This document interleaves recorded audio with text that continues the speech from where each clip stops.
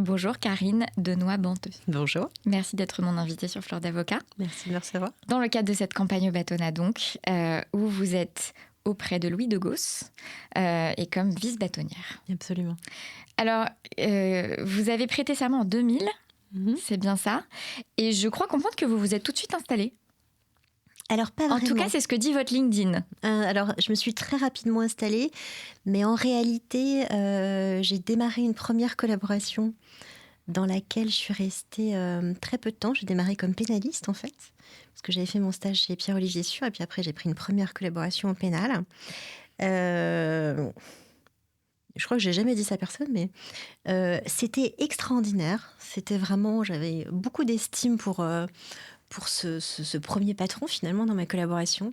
C'était un passionné de procédure, un travailleur acharné. Mais je suis restée 6 mois, j'ai perdu 6 kilos. Parce que vous avez travaillé de façon acharnée à ses comme côtés. une dingue. Je me suis mariée pendant ces 6 mois, et je me suis mariée un jeudi, parce que c'était le jour de mon anniversaire. Et en riant à peine, il m'a dit gardez quand même votre robe dans le coffre de votre voiture, on ne sait jamais des fois qu'il y aura une urgence. Donc je suis pas restée dans ce cabinet, et je n'ai aucune animosité à leur égard, mais c'était pas mon chemin. Et après je suis allée dans un petit cabinet généraliste, et là je me suis virée parce que j'étais enceinte. Donc les démarrages étaient un peu compliqués. Vous vous êtes fait virer au bout de combien de temps de collaboration ? Plusieurs mois. Mais pas plusieurs années, ça se compte en mois quand même. Non, même. pas plusieurs années, ça se compte en mois, mais dans la seconde où j'ai dit je suis enceinte. Je voudrais vous dire que je suis enceinte. Ah bon ? Et là, il a quitté le bureau, et son assistante est revenue avec une lettre pour me dire que c'était terminé. Voilà. Et puis ensuite, quand on n'a pas de collaboration, on n'a pas de crèche. Et quand on n'a pas de crèche, on n'a pas de collaboration. Donc le démarrage était un peu compliqué. Et puis Comment après, vous avez géré ? Comment j'ai géré j'ai un mari qui est avocat aussi. Donc le démarrage était un peu compliqué. Puis les débuts de la crèche, les enfants étaient toujours malades. Vous êtes entrés dans la profession en même temps ? Oui. Donc on s'est rencontrés à l'école d'avocat. Vous étiez tous les deux des jeunes collaborateurs qui gagnent 3 francs 6 sous. Alors moi, j'avais une activité un peu différente. Moi, j'étais au réfugiat. Et mon mari était collaborateur dans un cabinet d'affaires. Enfin, on était au démarrage tous les deux. Ouais. Et je me souviens de matinées où notre fille était malade, donc on ne pouvait pas la mettre à la crèche. Et donc moi, j'allais plaider, et lui m'attendait, et il partait. Enfin, le démarrage a été un peu compliqué. Après, on a mes parents qui étaient pas trop loin, qui sont finalement rendus disponibles. Mais c'était un travail d'équipe au début. Et puis, j'ai eu de la chance, j'ai eu une opportunité, et je me suis installée. Finalement, j'ai prêté serment en 2000, et j'ai créé mon cabinet fin 2004, donc début 2005. Et je me suis installée avec une copine de promo que j'avais rencontrée à l'AEA. Et j'ai démarré comme ça. Vous mentionnez une opportunité. Quelle a été cette opportunité qui vous a un peu poussée vers cette installation ? J'ai eu une rencontre, un hasard, et j'ai eu un client qui m'a permis de m'installer, en fait. Okay. Un client institutionnel qui m'a permis de m'installer. Aujourd'hui, vous faites du droit de la famille. Est-ce que c'était déjà du droit de la famille ? J'ai du mal à voir comment on peut faire du droit de la famille pour un institutionnel. Donc, Oui, alors si. Il y a de plus en plus d'institutionnels qui se préoccupent quand même du quotidien des gens qui travaillent chez eux.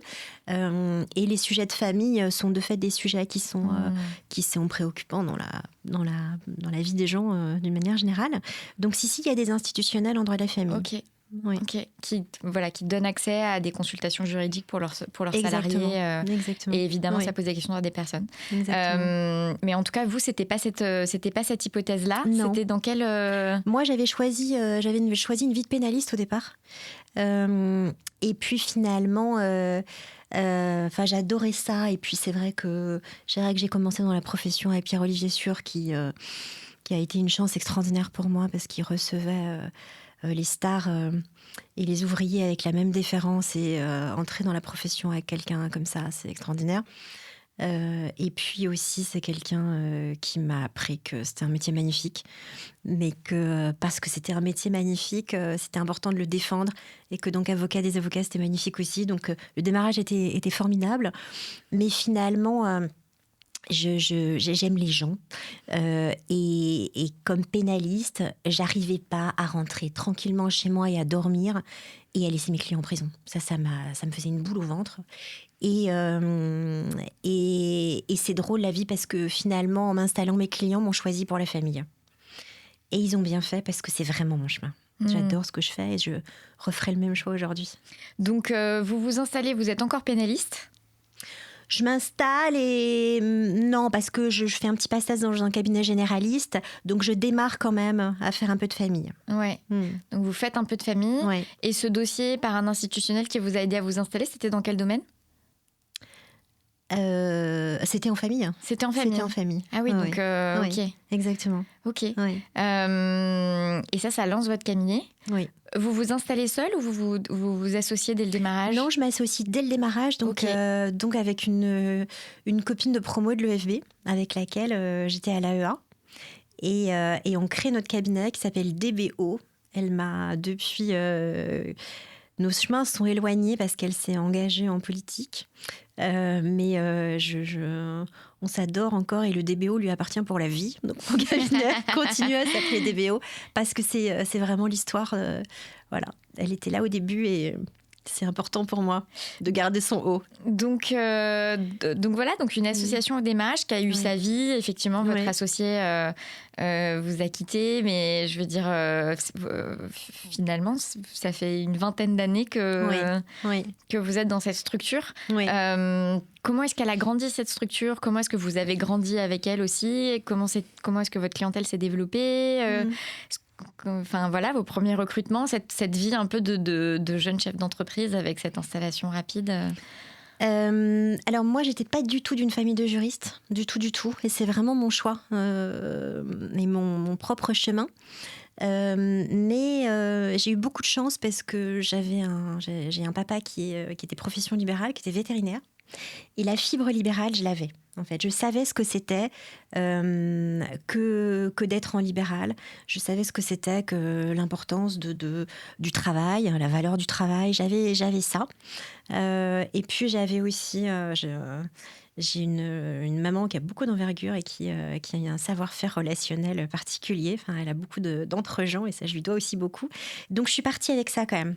Je suis arrivée dans la profession sans connaître personne. Je vous disais, j'ai commencé avec Pierre-Olivier Sûr, que je connaissais pas du tout, hein, mais je l'ai vu dans Délit flagrant et je me suis dit, si c'est ça la profession d'avocat, mais je veux ça. Je signe. Et donc c'est comme ça que je suis rentrée chez lui, par hasard. Hein, enfin vraiment, j'ai envoyé ma candidature, il m'a reçue, j'ai commencé comme ça. Mais ma chance, encore une fois, ce qui a aussi facilité mon parcours, c'est qu'il m'a dit que c'était important de s'engager et c'est lui qui m'a conseillé de rentrer à l'UJA. Et j'ai prêté serment donc 15 mars 2000 et juin 2000, je suis rentrée à l'UJA. Et ça fait partie aussi de les rencontres, ça fait beaucoup partie du parcours professionnel. Donc j'ai tout de suite rencontré beaucoup de gens. Et j'y suis restée 10 ans à la commission permanente. J'ai été élue 10 ans de suite. Et puis après, j'ai été candidat UJA au Conseil de l'Ordre. Et donc, j'ai continué tout au long de mon parcours professionnel à faire beaucoup de rencontres. Donc, ma première associée, je l'ai rencontrée parce que j'étais à l'AEA, ce qui était déjà finalement un engagement professionnel. Mon second associé, je l'ai rencontré... alors, il se trouve qu'il est UJA aussi, mais je l'ai rencontré parce que à l'occasion des états généraux de droit de la famille, donc j'ai toujours été beaucoup investie, engagée, et puis j'adore les rencontres. Et ça a été ma chance aussi. Donc un second associé. Et puis entre-temps, donc la première nous a quittés. Après, finalement, je ne sais plus exactement quel a été le timing, mais on a commencé à recruter des collaborateurs. Et puis, je suis rentrée au Conseil de l'Ordre. Et puis les choses se sont faites comme ça. On a grossi notre activité. On adore ce qu'on fait. Et je pense que ça contribue beaucoup aussi au développement, à la passion de ce qu'on fait. Aujourd'hui, vous êtes combien dans le cabinet ? Aujourd'hui, j'ai 2 associés à Paris et une à Bordeaux, pour une raison très particulière, c'est que c'était une collaboratrice du cabinet, vraiment de très très grande qualité, et puis que j'aime beaucoup. Et puis elle m'a dit, tu sais Karine, j'adore être ici, mais je suis bordelaise. Et mon mari, il est bordelais. Donc là, on voudrait vraiment rentrer à la maison. Et je me suis dit, il n'est pas question que je la laisse partir, en fait. Et elle n'en avait pas envie. Et donc, on l'a associée et on a ouvert un cabinet secondaire à Bordeaux. Voilà, cette année. Et félicitations. Et vos 2 autres associés, c'est aussi des anciennes collaboratrices du cabinet qui sont devenues associées ou ça a été des recrutements externes ? Non, Maxime, mon plus ancienne associée maintenant, c'était un coup de foudre. On a échangé, on se connaissait un peu, mais je crois qu'on n'avait jamais déjeuné ensemble, jamais dîné ensemble, enfin voilà. On se connaissait un peu seulement et on a discuté un jour, on fumait une cigarette sur les marches d'âge généraux de droit de la famille. Et puis il me raconte sa collaboration et bon, enfin, c'était pas son chemin. Et sur un coup de tête comme ça, je lui ai dit, mais viens avec moi. Il m'a dit, ah bon ? D'accord. Et ça s'est fait comme ça. Notre rencontre, elle s'est faite. Voilà. Et à ce moment-là, il s'est associé ou il vous a rejoint comme collaborateur ? Il nous a. Alors, c'était pas. Il s'agissait pas qu'il soit collaborateur. Il m'a dit d'accord. Il a pris un bureau dans vos locaux et vous avez cohabité. Alors, c'est ce qu'on s'est dit en fait sur les marches des États généraux. Mais finalement, le jour où il est arrivé, on s'est dit mais non, en fait, on va pas faire ça. On va s'associer tout de suite. Après, moi, je marche au coup de cœur et je m'étais mariée en 3 mois, hein, donc là, m'associer en 3 minutes, c'était pas du tout un problème pour moi. Et la seconde, Andrea, qui est donc ma deuxième associée parisienne aujourd'hui, effectivement, elle est arrivée stagiaire au cabinet, puis collaboratrice et puis associée. Voilà. Qu'est-ce que quel est votre regard sur l'association des collaborateurs, c'est-à-dire ça vient avec des challenges, évidemment énormément de bonheur parce que c'est poursuivre une vie ensemble qui, voilà, je pense la majorité des cas et quand même il y a un affectio societatis qui s'est créé et du coup il y a un naturel qui fait que cette association se crée, mais c'est aussi des repositionnements de chacun en interne, c'est parler business d'une façon dont on n'a pas parlé business avant, c'est tout ça. Comment est-ce que vous, comme collaborante associée du cabinet, est-ce que vous avez vécu et appréhendé cette évolution de ces 2 collaboratrices vers l'association et évidemment ce que ça a impliqué comme transformation pour elles aussi et comme évolution dans votre relation en fait à vous 2 au sein du cabinet au global? Alors moi j'ai une petite particularité, c'est que vraiment j'associe dans ma pratique les collaborateurs à tout. C'est-à-dire qu'on est vraiment... il y a une très grande liberté des collaborateurs chez moi. Donc on discute des honoraires et on discute de la facturation et on discute en fait de tout. J'ai pas... je me suis pas aperçue du changement en fait. Je comprends votre question, mais pour la première qui était donc stagiaire, puis collaboratrice, puis associée, ça a été très naturel, ce qui était peut-être plus nouveau pour elle finalement. Le changement a peut-être été plus important pour elle parce qu'il y a eu des sujets un peu de gestion de cabinet, de quels prestataires on choisit, des choses un peu comme ça. Mais sur le travail de dossier, en fait... elle a eu de plus en plus de dossiers et finalement, elle a travaillé de moins en moins sur les dossiers des autres associés. C'est un peu ça le changement. Mais nous, on a vraiment un travail en équipe avec une grande autonomie des collaborateurs. Et c'est d'ailleurs aussi pour ça que je peux me permettre d'avoir la vie que j'ai et les engagements que j'ai. Oui, voilà. Les engagements que vous avez, parce qu'au-delà bien sûr, du poste que vous briguez aujourd'hui, vous avez eu un nombre de mandats qui est assez... Ça. Donc ça veut dire que derrière, ça tourne et que manifestement, vous avez su vous entourer et déléguer pour pouvoir vivre les 2 vies de façon côte à côte. Mais sans doute, c'est une manière de travailler parce que de fait, il y a eu quand même un turnover normal chez nous. Enfin, les collaborateurs, soit ils sont associés, soit ils s'installent et c'est la vie normale. Donc des gens qui sont venus et qui sont partis, on en a eu évidemment et c'est joyeux, c'est tout ce qu'on leur souhaite. moi, j'ai pas vocation demain à avoir 40 associés dans une matière comme la mienne. Peut-être 10, mais en tout cas pas 40 d'un coup. Donc c'est normal de voir les gens nous quitter à regret, parce qu'après, ils nous manquent. Mais c'est joyeux pour eux.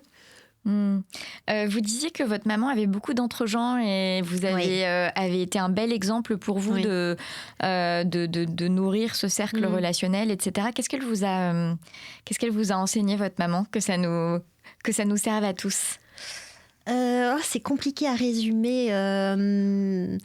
Elle aime beaucoup l'échange, elle aime beaucoup les gens, elle aime beaucoup présenter les gens, les rencontres, l'échange, la découverte de l'autre, le savoir inviter, recevoir, savoir s'intéresser à l'autre. En fait, je sais pas, vraiment un rapport à l'autre au quotidien, je crois.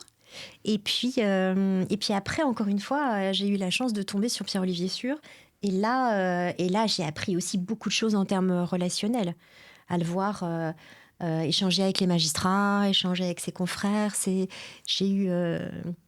ça, c'était aussi un modèle. Mais oui, je crois que familialement, c'est compliqué à résumer tout ça. Mais Il y a des petites habitudes ou une petite habitude que votre maman a avec cet entourage que vous avez répliqué? Elle a une grande générosité dans le rapport à l'autre. Elle voit tout de suite dans les gens qu'elle connaît que peut-être ça peut être intéressant de présenter un tel et un tel. Elle donne beaucoup. Et donner, c'est recevoir. Okay. Ça, c'est notamment ce qu'elle m'a appris. Le plaisir de donner. Je ne sais plus quelle est cette citation, comme quoi il faut se donner sans se souvenir. Et il faut et par contre remercier quand on reçoit, quelque chose comme ça. Mais j'ai plus, quelqu'un l'a dit de manière tellement plus élégante que moi que j'ai honte d'avoir essayé de le répliquer. Vous avez eu de multiples engagements. Le temps qu'on a ensemble ne suffira pas à tout couvrir. Mais donc, commission permanente à l'UJA. Vous avez été membre du Conseil de l'Ordre, je crois comprendre, à 2 reprises. Non, une seule. Oui. Et par contre, au CNB. 2 fois. Et là, 2 fois. OK, c'est ça.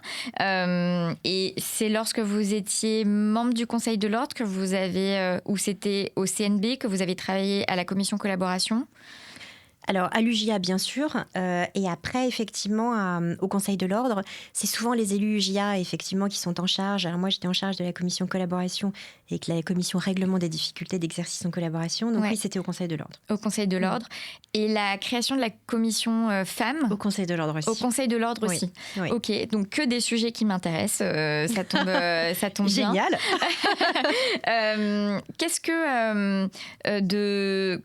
Qu'est-ce que vous faisiez comme lorsque vous étiez membre de la commission permanente à l'UJA? Sur quoi est-ce que vous avez travaillé de façon très concrète et appliquée? En quoi consistait votre engagement? Vous voyez ce que je veux dire, si on devait... Alors à l'UJA, vous me parlez de quelque chose qui est vraiment très très loin. Ok. J'ai produit des tonnes de rapports. Donc c'est beaucoup de rapports. C'est beaucoup de rapports, c'est beaucoup de réflexions, de recherches pour voir ce qui peut être amélioré. Okay. Mais c'est très très ancien pour moi. Je peux vous parler par contre d'actions concrètes sur la collaboration quand j'étais au Conseil de l'Ordre. Oui, ce qui a déjà en fait, tout m'intéresse. 14 ans. Ouais. Mais ce qui a déjà 14 ans. Et du coup, il y a 14 ans, alors voilà, je pense que les mœurs sont pas mal changées depuis et vos retours d'expérience. Quoique, j'ose espérer quand même. Ouais. Un peu. Mais vous, quand vous étiez investi des missions, des différentes missions qui sont arbitrées par ces 2 collaborations et notamment des difficultés dans l'exercice en collaboration, qu'est-ce que vous avez pu constater comme problématique, on va dire, récurrente, et en quoi est-ce que vous pensez que c'est des choses qui peuvent évoluer dans un sens plutôt positif, et par quel biais, par quel mécanisme, on va dire? ce que j'ai constaté, c'est que... Et alors, moi, je suis très pro-amiable depuis toujours. Ce que j'ai constaté, c'est qu'il y avait beaucoup de difficultés qui étaient liées quand même à une absence totale de dialogue. C'est-à-dire que vraiment, des profils qui ne se comprenaient pas et qui vivaient mal, en fait, la relation quotidienne de travail. Et donc ça, c'était il y a, je ne sais plus en quelle année exactement, mais en tout cas pendant mon mandat au Conseil de l'Ordre, je me suis dit, et j'ai travaillé ce sujet avec à l'époque un élu qui était associé de cabinet d'affaires et les cabinets d'affaires avaient un peu d'avance finalement sur le fonctionnement normal des cabinets. Et je me suis dit, il faut absolument qu'il y ait à minima, une fois par an, un espace de dialogue sur l'évolution de carrière. C'était déjà le cas en fait dans les gros cabinets. Et donc moi j'ai fait insérer dans le règlement intérieur du barreau de Paris, le RLBP, un entretien annuel qui était à mon sens absolument nécessaire pour discuter de la relation de travail, de l'évolution de la relation de travail et aussi de la rémunération. Parce que finalement, on a quand même une dimension qui est profondément libérale et les gens, comme je le disais tout à l'heure, ils ont un chemin, en fait, c'est un chemin à parcourir et s'il n'y a pas de dialogue, il y a forcément quelque chose qui ne convient pas parce qu'à un moment, le cabinet va découvrir que le collaborateur ne va pas rester, que donc il va falloir le remplacer, le former, etc. Et en fait, plus il y a un dialogue et plus la relation est fluide. Je ne vais pas vous dire que ça a changé la vie, mais en tout cas, c'était quand même un gros progrès. Après, il y a aussi beaucoup des sujets de... Ça a pas mal progressé parce que c'est pas juste la profession des avocats, c'est d'une manière générale, les gens s'en préoccupent davantage. Il y a aussi des sujets de qualité de vie au travail, de stress extrêmement important chez nous. Et ça, évidemment, c'est compliqué au quotidien. Donc, voilà, ça amène des comportements qui sont un peu... déplacés. Sur le sujet des problématiques qui sont très liées à la communication stricto sensu, ça aboutit... j'en ai des exemples, mais moi, ce qui m'intéresse, c'est ce que vous avez croisé et ceux mais voilà, des exemples de communication loupée ou de conflits qui ont pour source, justement... Est-ce que vous avez le souvenir, peut-être, de dossiers, enfin, c'est pas des dossiers, c'est des personnes, mais de conflits sur lesquels vous avez pu travailler et de ce que ça peut... de ce qu'on peut en apprendre sur une collaboration fonctionnelle. Vous voyez ce que je veux dire ? Oui, bien sûr. Encore une fois, c'est des sujets d'absence de dialogue et de préoccupation qui sont très différentes. Mais c'est comme en médiation. Quand on va arriver à un dossier de médiation, c'est à chacun sa vérité. Et là, c'est souvent des situations qui concernent quand même les préoccupations financières des cabinets, avec un stress financier pour le cabinet, avec finalement une ambiance de travail un peu délétère, que le collaborateur évidemment reçoit contre lui parce qu'il la vit, et qu'il n'y a pas cet échange entre les préoccupations de chacun. Il n'y a pas un moment où le collaborateur dit moi là vraiment cette situation de stress c'est vraiment difficile pour moi, là le ton et l'ambiance générale et la manière dont on me parle ou le volume de travail, là vraiment je le vis pas bien parce qu'en ce moment moi-même j'ai telle et telle préoccupation, et le cabinet qui pourrait lui dire nous en fait là on a perdu tel ou tel client et donc évidemment on a besoin de votre travail, mais là il y a un stress pour savoir comment vous allez être réglé à la fin du mois. Donc il y a les préoccupations de chacun et il n'y a pas d'espace de dialogue, et c'est finalement souvent ça qu'on voit passer en commission collaboration. C'est vraiment une explication des préoccupations de chacun qui fait qu'il y a eu une situation conflictuelle pour une absence de dialogue. On concilie beaucoup quand même en commission collaboration. Ouais, j'avais échangé avec, je pense, quelqu'un que vous connaissez, Martin Lacour, oui. Qui avait dit qui critiquait le recours à la conciliation plutôt qu'à la médiation. Et là, on est vraiment dans la technique oui. Des différents modes amiables de règlement des différents.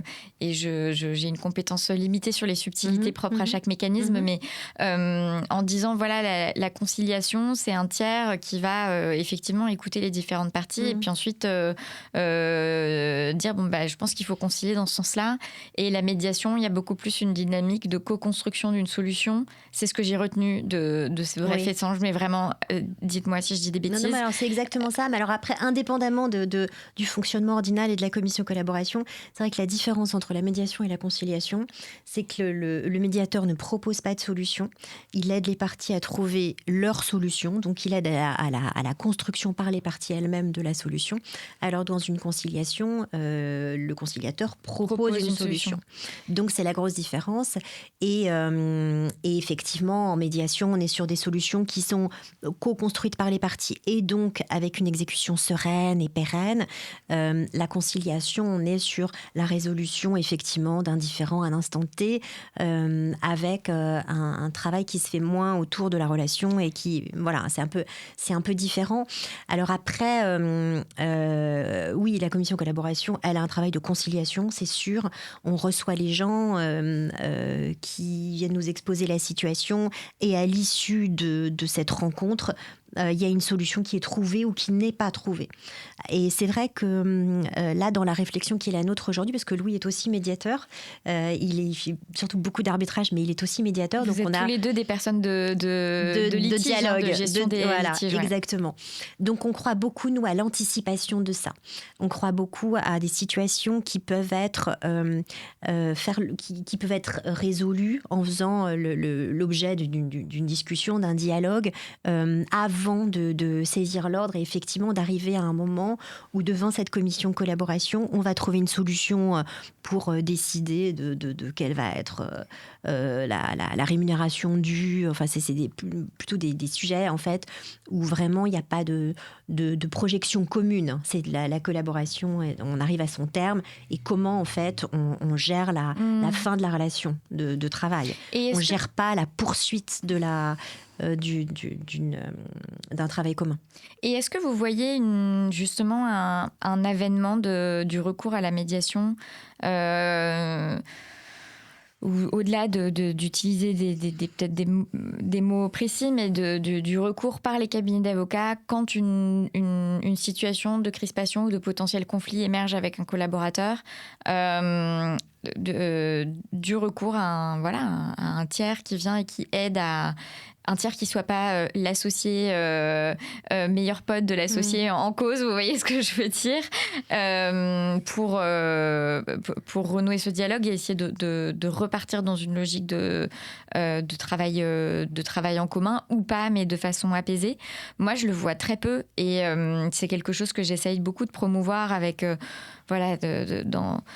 C'est vrai qu'avec Iris et Thémis, on reçoit beaucoup les confidences alors, de part et d'autre. Et il y a un nombre de fois pas possible où des fins de relation vraiment s'annonçaient et où j'ai dit à l'associé, vous savez vraiment, je pense qu'il y a quelque chose à faire encore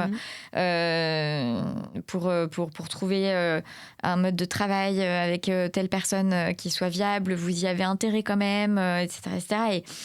Et il y a quand même beaucoup cette culture de non, tant pis, on est arrivé au bout, ce qui est parfois complètement déraisonnable, hein. Enfin, même quand on voit le coût d'un recrutement, le coût de l'intégration d'une nouvelle personne, la difficulté à retrouver des gens fiables, et à côté de ça, toutes les synergies qu'il y a entre deux personnes qui ont fonctionné bien ensemble.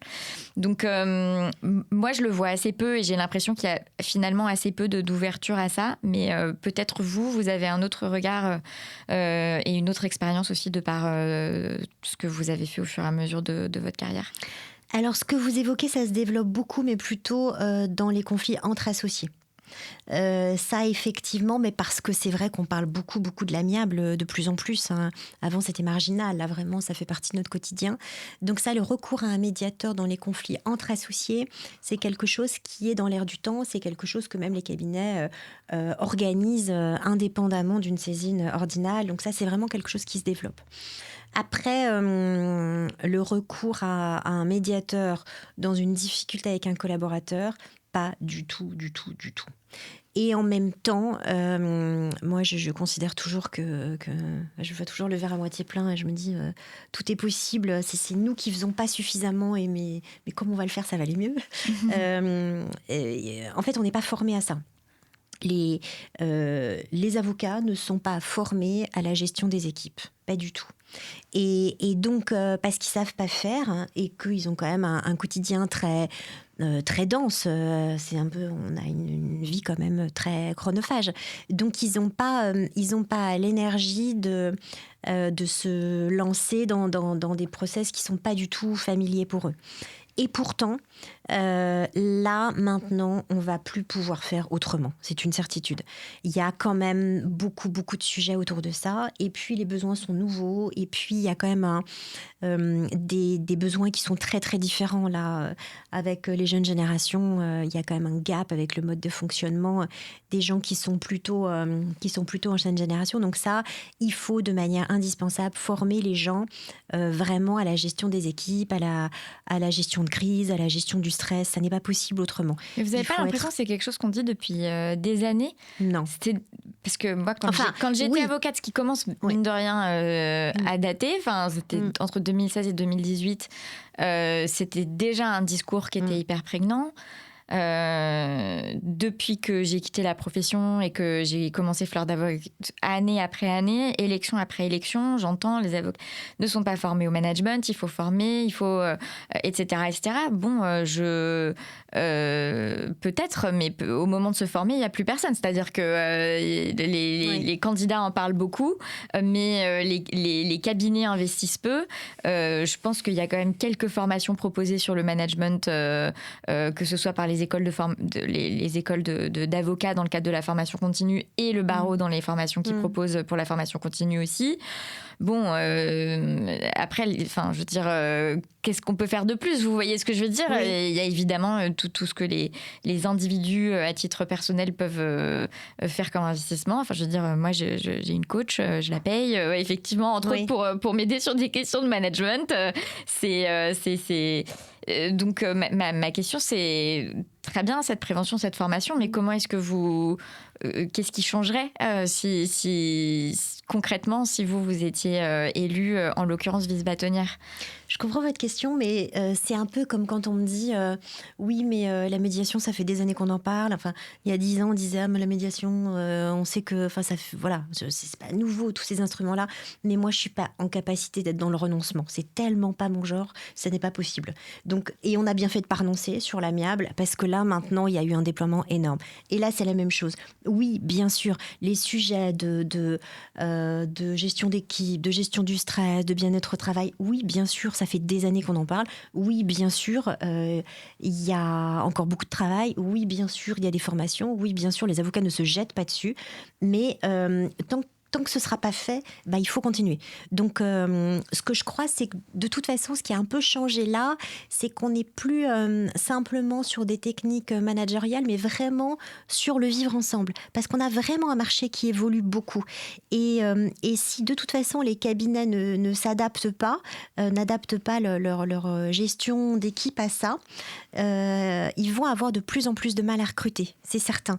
Et les collaborateurs vont aller vers les cabinets. C'est déjà le cas, hein. C'est déjà le cas, je veux dire. Non, parce qu'il y a pas encore vraiment de visibilité. On n'identifie pas encore quand on rentre dans la profession quels sont clairement les cabinets qui sont sur la promotion d'une qualité de vie, qui sont bons sur la gestion de carrière des femmes, qui sont sur une égalité de rémunération. Non, il n'y a pas suffisamment de valorisation en fait. Et comment est-ce qu'on peut arriver à ça ? Alors, je sais que vous avez le projet d'une plateforme dédiée à plein de choses, mais notamment au recrutement, que ce soit pour la première collaboration, mais aussi pour des collaborations plus temporaires, des assistants, des office managers. Moi, c'est un sujet que je connais bien parce que Iris et Thémis, avant d'être un cabinet de recrutement, c'était un site qui avait pour but de promouvoir les équipes dans lesquelles il fait bon travailler et de mettre en avant tout ça, mais ça pose énormément de questions opérationnelles sur, entre guillemets,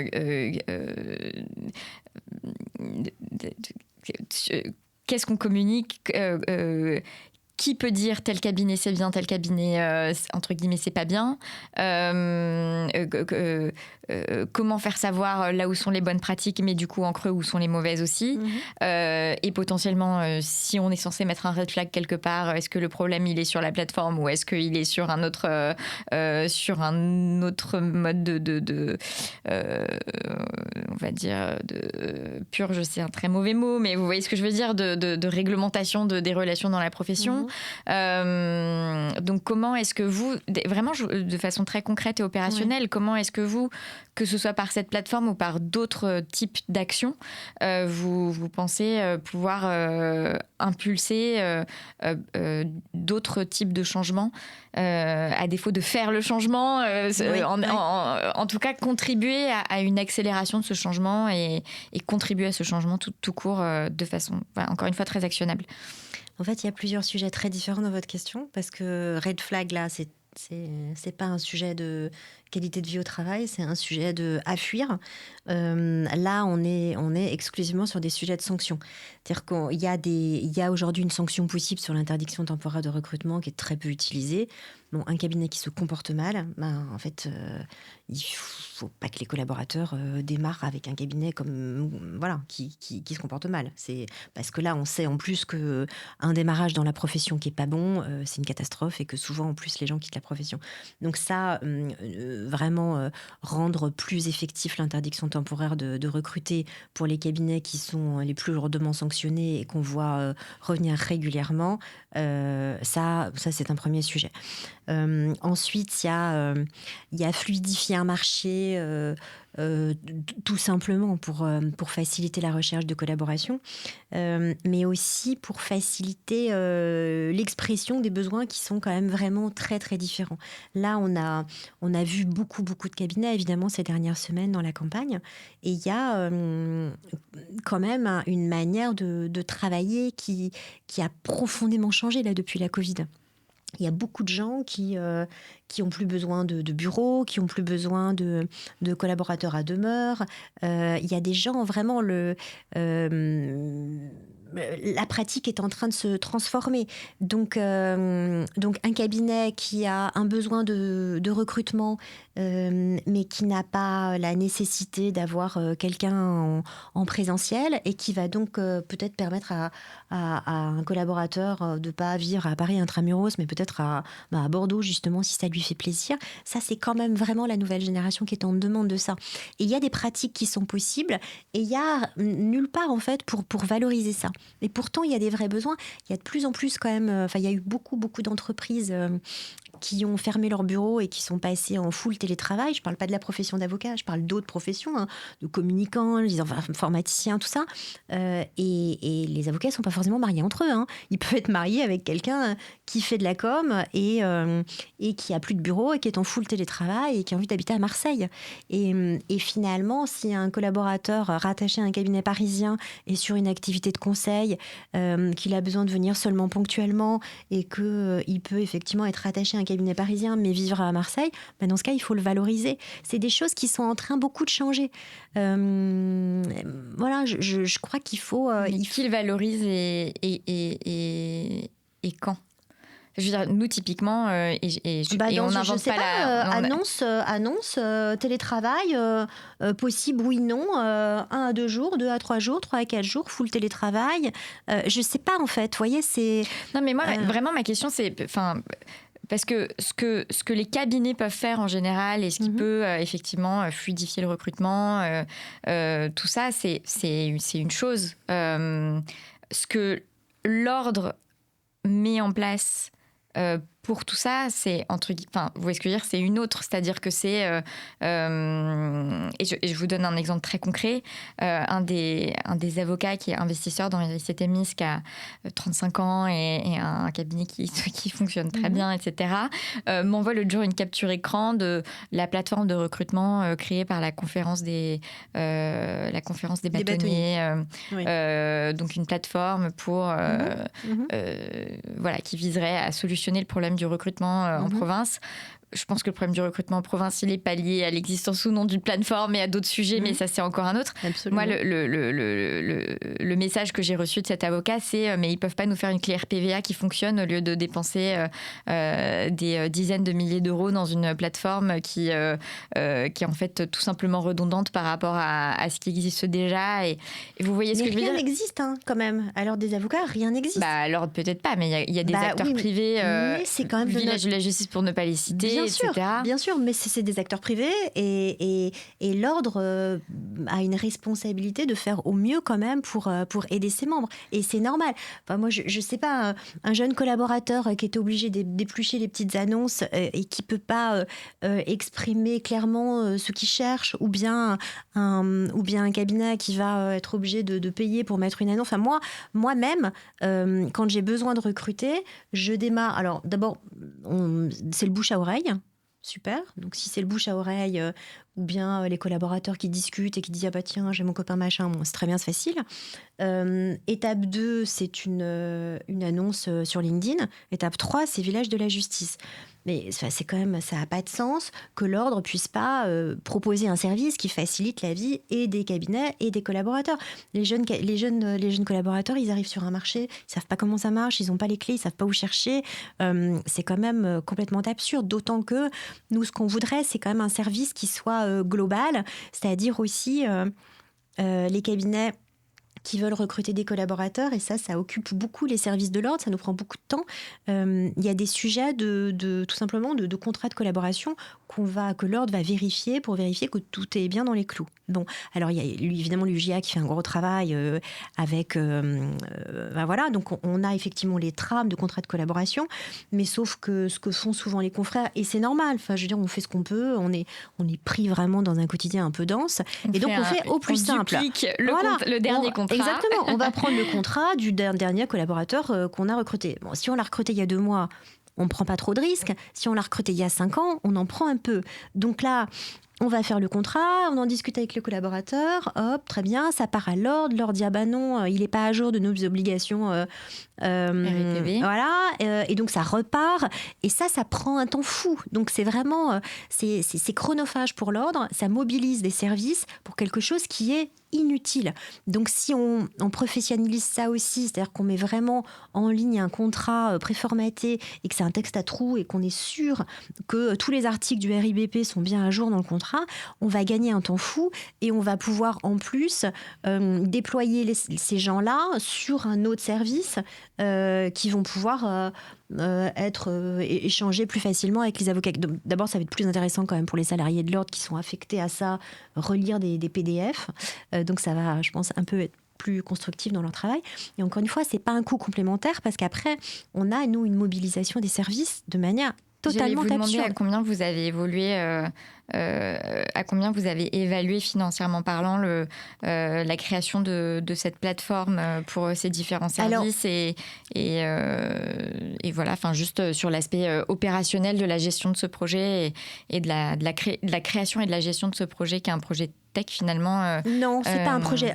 À l'origine, c'est pas un projet tech. C'est vraiment un projet de déplacer des gens d'une activité vers l'autre pour accompagner le recrutement. Mais oui, effectivement, il y a une petite partie tech, mais dans notre programme globalement, il y a un gros volet tech et c'est pas celui-là qui va être le plus impactant. Donc ce sera pas une plateforme, ce sera un service. Si, ça va être une plateforme. Mais de toute manière, on a nous un projet global. Numérique là aujourd'hui on a un site de l'ordre qui est quand même vraiment pas très très moderne avec beaucoup de sites annexes et il y a beaucoup de sujets. Là je vous parle des contrats de collaboration par exemple, mais on a des contrats de co-traitance, de sous-traitance, de domiciliation.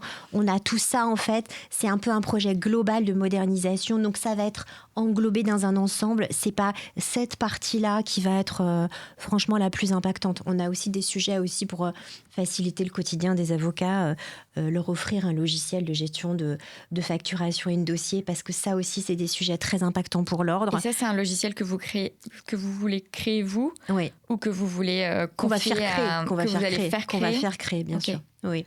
Et ça, c'est pareil. Vous voyez, en fait, on n'est pas sur des projets qui vont être impactants pour le coût financier de l'ordre, parce que là encore, sont des sujets qui mobilisent beaucoup les services de l'ordre. Il y a 40% des avocats qui ont un service, qui a un logiciel de facturation et de gestion de leur dossier. Or, dans notre quotidien, c'est quand même très, très pratique. D'abord parce que c'est plus rentable, voilà, et aussi parce que ça nous permet d'identifier très facilement des sujets de conflit d'intérêts. Et les confrères qui n'ont pas ça, et qui ont finalement la liste de leur dossier sur un carnet qu'ils ont mis dans un carton et qui a été perdu parce qu'ils ont déménagé 4 fois, ça, en fait, ça va être évacué. Si on offre effectivement ce service, qui va être finalement assez résiduel, ça va en fait libérer des ressources humaines à l'ordre qui sont vraiment... on reçoit beaucoup ces confrères-là quand même. Vous avez ouvert un dossier...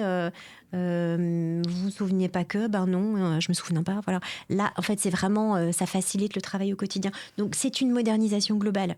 Donc, c'est pas juste la partie service de recrutement qui... Non, mais moi, en fait, au-delà de la partie service de recrutement, en fait, projet par projet, il se trouve que là, on s'est concentré sur celui-ci parce qu'on parlait de problématiques de politique RH. Mais dans l'absolu, chaque projet, j'imagine que vous avez un minimum anticipé la question de l'impact financier et de... je dis même pas ça, j'en ai aucun doute. Bien sûr. Alors, et donc et pour connaître ce que c'est de créer une plateforme et derrière de l'animer, ce que vous décrivez, vous avez beau dire que c'est pas un projet tech. Si, c'est un projet tech. C'est un projet qui est complètement tech. Non, la technologie. Non, ce que je vous dis, c'est que ça n'est pas le projet tech. C'est pas la plateforme de recrutement. Parce que vous avez plusieurs projets tech. Parce qu'effectivement, on a plusieurs projets tech. Exactement. Oui, bien sûr. Après, alors Louis vous en parlera mieux que moi parce que c'est lui qui a tenu les rendez-vous là ces dernières semaines et ces derniers mois. Mais il y a déjà effectivement des discussions en cours avec des prestataires qui ont envie d'avancer sur ces sujets-là. Je vous invite à lui poser la question. Mais nous allons en parler. Il vous racontera les rendez-vous qu'il a eus. Nous allons en parler. Mais évidemment, c'est extrêmement important de savoir où on va financièrement quand on présente des projets. Voilà. Et nous, on sait qu'on peut les tenir. Il y a un sujet aussi, et vous qui avez quand même pas mal travaillé sur la question d'être une femme dans la profession d'avocat. Vous avez ce projet de faire un mécanisme d'avance par l'ordre des indemnités congé maternité, mais ça s'applique aussi au congé maladie, avec subrogation des bénéficiaires. Donc globalement, les cabinets... Globalement, ça ne coûte rien. C'est de l'avance. C'est juste de l'avance de trésorerie, voilà, exactement. Et sur ce point, qu'est-ce que parce que au-delà de la question de la gestion de la trésorerie, mais qui est déjà un gros point pour plusieurs cabinets, mais au-delà de la question de l'avance de trésorerie en attendant de pouvoir percevoir les indemnités qui ont été touchées par le collaborateur ou la collaboratrice en congé, quelle qu'en soit la raison. Il y a de toute façon la question du reliquat, du coût pour le cabinet d'avoir quelqu'un en congé. On va se concentrer sur le congé maternité parce que, espérons-le, il y a plus de congés maternité que de congés maladie dans la profession d'avocat, même si peut-être que je suis trop optimiste et que ça dépend, j'imagine, de la démographie aussi, des âges dont on parle. Ou pas. Il y a beaucoup de jeunes personnes qui ont des affections longue durée, par exemple, dans la profession. Oui, c'est possible. Ou ça peut être tout simplement un accident, un accident de scooter. Ça peut être n'importe quoi. Donc, il faut faire attention à tout ça. Mais oui, c'est vrai que la mesure qu'on propose en nombre, ça va être plus impactant effectivement sur le congé maternité, quelque chose qui est très courant et heureusement. Et comment, est-ce que vous avez aussi prévu des des choses pour minimiser cet impact financier qui est incompressible pour le coup pour le cabinet qui a un reliquat à payer pour maintenir la rétrocession du collaborateur et qui en plus, s'il veut, entre guillemets, compenser la perte d'une ressource humaine pendant le temps du congé, paye un collaborateur en plus ou un sous-traitant en plus ou un co-traitant en plus. Enfin bon, bref, une ressource supplémentaire. Voilà. Est-ce que c'est un sujet sur lequel vous avez aussi des mesures ou est-ce que pour le moment, vous vous êtes concentré sur le premier aspect? Enfin, comment est-ce que vous voyez les choses de ce point de vue-là? On s'est concentré sur le premier aspect parce que les retours qu'on a, c'est que c'est beaucoup des sujets de trésorerie. Une jeune femme qui est installée, effectivement, comme elle n'a pas le droit de facturer pendant son congé et qu'il faut qu'elle attende avant de percevoir ses indemnités journalières, ça c'est vraiment une catastrophe. Enfin, il faut économiser avant d'avoir des enfants en fait. Ou alors un tout petit cabinet, on s'aperçoit qu'il peut y avoir de la discrimination à l'embauche et ça aussi c'est insupportable. Mais un tout petit cabinet qui voit arriver une jeune femme qui vient de se marier se dit ouf. Alors là, elle va rapidement avoir un enfant, donc je vais plutôt en fait prendre quelqu'un d'autre parce que je vais pas être en capacité avec ma trésorerie de pouvoir gérer ça. Donc il faut, nous on voudrait fluidifier ça. Le difficulté trésorerie, c'est vraiment ce qu'on a pointé en urgence là. Non, mais c'est intéressant comme retour d'expérience que les retours, c'est été surtout sur la question de la trésorerie, plus que sur le principe même d'avoir un coût. Alors, c'est aussi sur la difficulté quand même de recrutement sur les courtes durées. Et c'est pour ça que c'est aussi le deuxième axe de notre service de recrutement, qui est vraiment, sur la première collaboration pour mettre le pied à l'étrier. Et puis 2, sur les collaborations de courte durée. Alors, ça peut être ça, parce qu'effectivement, c'est pas très sexy, une annonce recrutement à temps partiel pour remplacement de congé mat. Bon, ça, c'est pas en haut de la pile. Et pourtant, ça devrait quand même être facile. Et puis aussi, c'est quand même aussi de plus en plus dans l'air du temps. Il y a des cabinets qui n'ont pas réellement de besoin de recrutement à temps plein et qui ont besoin pourtant de grossir leur équipe sur un sujet ponctuel. Alors, soit c'est des gens qui vont travailler en partenariat et travailler avec un autre confrère qui est installé, soit c'est un cabinet qui va avoir besoin de faire rentrer pour renforcer ponctuellement son équipe parce qu'il y a un volume de travail particulier sur un temps donné. Donc tout ça, on y croit beaucoup aussi, fluidifier le marché du recrutement à courte durée, qui peut en plus aider les jeunes qui s'installent.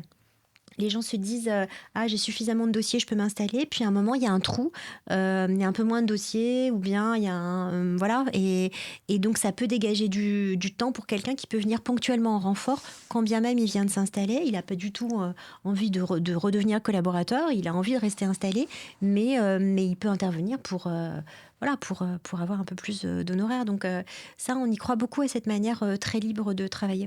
Non, mais je vous rejoins et je veux dire, moi j'adresse régulièrement des collaborateurs et des cabinets d'ailleurs vers la plateforme qui s'est spécialisée sur ce sujet qui s'appelle Swim Legal, dont j'imagine que vous avez entendu parler. Et je trouve que c'est en fait, c'est quand même une vraie réflexion. Est-ce que vous créez ab initio ou est-ce que vous plutôt faites un partenariat? Enfin, je veux pas faire le business de Swim, mais tu vois, avec des dispositifs d'ores et déjà existants. Après, je comprends que dans un cas, par l'ordre, ce serait gratuit, ce serait des systèmes de mise en relation gratuits, alors que par des acteurs privés, effectivement, il y a une contribution des cabinets pour cette mise en relation. Non, mais quand il y a déjà des difficultés de trésorerie et des préoccupations, si en plus il faut mettre de l'argent, c'est compliqué. Et puis en plus, les gens, ils savent pas à qui s'adresser. Ce dont on s'aperçoit quand même, c'est qu'il y a plein de choses qui sont faites et en fait il y a une déperdition de l'information. Donc le fait aussi de rassembler les choses au sein de l'ordre et de permettre aux avocats sur le site de l'ordre de trouver tout ce qui correspond à leurs besoins, alors valoriser des initiatives qui existent déjà ou créer parce que c'est nécessaire et parce que c'est un service qui doit être gratuit. En tout cas, tout ça doit être rassemblé. Dans le cadre de notre campagne, par exemple, au début, on se disait quand même peut-être il y a beaucoup de choses à créer sur des partenariats pour les jeunes parents avec tel ou tel organisme, etc. Ça, clairement, on va pas le créer. Il y a des associations qui sont super. Il y a les Mômes du Palais, ils font des trucs super. On va pas réinventer la roue.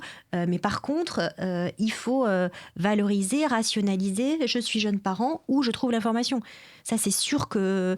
il y a aussi... c'est pareil. On trouve que les gens se rencontrent pas assez. Enfin, on est très nombreux. Et quand même, la rencontre, c'est génial. Enfin, c'est ça aussi la joie d'exercer. Le quotidien de l'avocat, c'est aussi dans la rencontre. Et il y a plein de lieux de rencontre, il y a plein de jeunes qui vont payer des salles de sport ou je sais pas trop quoi. Et là, les associations sportives du barreau de Paris, elles font des trucs extraordinaires. On s'aperçoit que les gens, ils n'ont pas l'info de ces trucs-là. Donc, nous, on voudrait un quotidien plus simple et plus sympa. En fait, en résumé. Est-ce qu'il y a quelque chose dont on n'a pas parlé, dont vous souhaiteriez qu'on parle ? On a 5 minutes. 5 minutes, oui, peut-être quand même des femmes dans la profession, parce que c'est une grande majorité. Je vous disais, j'avais créé la commission femmes. On avait travaillé beaucoup sur la gestion de carrière des femmes, mais il y a encore beaucoup de sujets. Et là, on est définitivement majoritaire. Et donc il faut continuer à progresser, parce qu'il y a encore un vrai sujet en termes de... Il y a une rupture d'égalité en termes de rémunération, c'est pas possible. Il y a une rupture d'égalité en termes de statut, il y a associé et associé quand même. Et ça c'est important de vraiment de diffuser ce message-là, parce que les femmes sont nombreuses et qu'elles doivent être heureuses dans leur profession. Et on avait beaucoup travaillé sur le fait de faire tout simplement, c'est même au-delà du coaching, c'est se dire prenez votre place, quoi. En fait, vous la méritez. Et il faut continuer, il y a encore du travail là-dessus. Il faut prendre sa place. C'est dur de... Enfin, je veux dire, vous avez...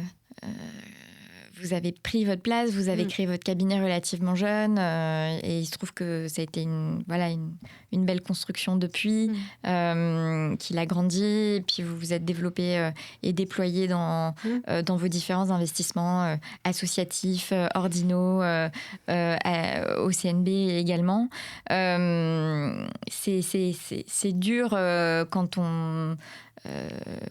on a fait ce trajet-là, de voir tellement de femmes qui, effectivement, se restreignent, etc., etc. Et d'un autre côté...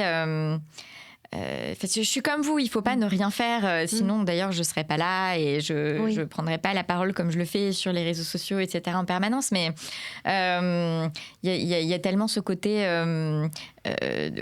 ça vient avec... des années et des années et des années de culture. Enfin, vous voyez ce que je veux dire ? Oui. C'est tellement systémique et culturel que c'est frustrant d'arriver, les personnes ont 25, 30, 35 ans et avec tous les conditionnements qui vont avec, sans parler de leur entourage et tout, qui a un impact. Nous, on a une cliente... qui nous a appelé vraiment dévastée en nous disant j'ai une collaboratrice qui me quitte et je suis désespérée parce qu'elle me quitte, parce qu'elle pense sincèrement que la profession est incompatible avec le fait d'être mère, et pourtant j'ai tout créé dans mon cabinet pour que ce soit possible. Je ne vois pas ce que je peux faire de plus pour que des avocats puissent être avocats et parents au sein de mon cabinet, et c'est mon associée Déborah qui l'a eu au téléphone et qui lui a dit mais en fait il y a tout ce que vous pouvez faire vous, mais vous pouvez pas changer des années et juste toutes les croyances et toute la culture de cette personne-là qui... Et ça, on en revient à que les dispositifs que peut mettre l'ordre en place et les messages qu'il peut véhiculer. Et là-dessus, je vous rejoins complètement. Et peut-être justement, qu'est-ce que vous pensez pouvoir mettre en place comme dispositif de façon... Mais au-delà du dispositif, c'est vraiment le message. Moi, je crois... Alors, j'ai la chance qu'on m'ait appris qu'avec courage et détermination, tout était possible.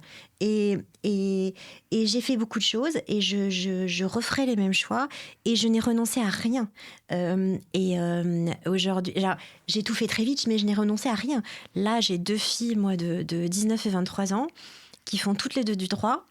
je suis très très fière de ça. Et moi, j'ai envie, là, aujourd'hui, j'ai fait beaucoup de choses, beaucoup de mandats, mais là, mon rêve, c'est la relève. C'est toutes les jeunes avocates qui vont s'engager dans la profession et la défendre et prendre la place qui est la leur et prendre la mienne aussi. C'est tellement ça que je voudrais. Le bâtonnat puis la relève. Mais voilà, exactement. C'est la transmission. C'est un bonheur, la transmission. Merci pour cet échange. Merci à vous.